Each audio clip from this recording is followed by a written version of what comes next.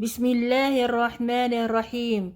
رسالة اليوم في التفسير من الآية 9 إلى الآية 11 من سورة المنافقون. قراءة هذه الآيات وتفسيرها. يا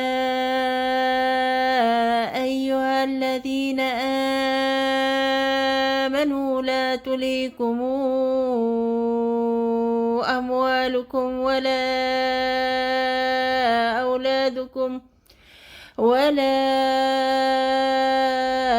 أولادكم عن ذكر الله، ومن يفعل ذلك فأولئك هم الخاسرون. أي يا أيها الذين صدقوا الله ورسوله وعملوا بشرعه، لا تشغلكم أموالكم ولا أولادكم عن عبادة الله وطاعته، ومن تشغله أمواله وأولاده عن ذلك فأولئك هم الذين تغبن حظوظهم من كرامة الله ورحمته.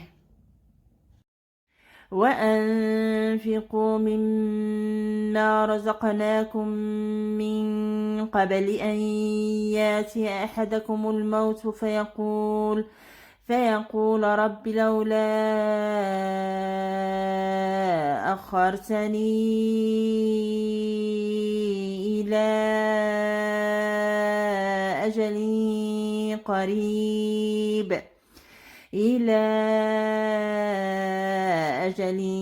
قريب فأصدق وأكن من الصالحين.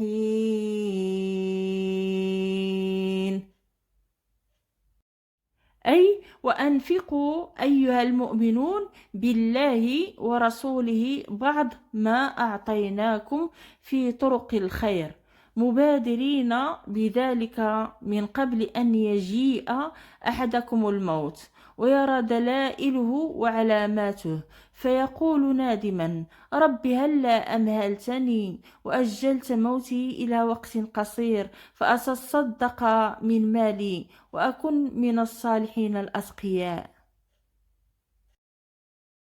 ولن يؤخر الله نفسا إذا جاء أجلها والله خبير بما تعملون. أي ولن يؤخر الله نفسا إذا جاء وقت موتها وانقضى عمرها، والله سبحانه خبير بالذي تعملونه من خير وشر وسيجازيكم على ذلك. أقول قولي هذا وأستغفر الله لي ولكم، والسلام عليكم ورحمة الله وبركاته.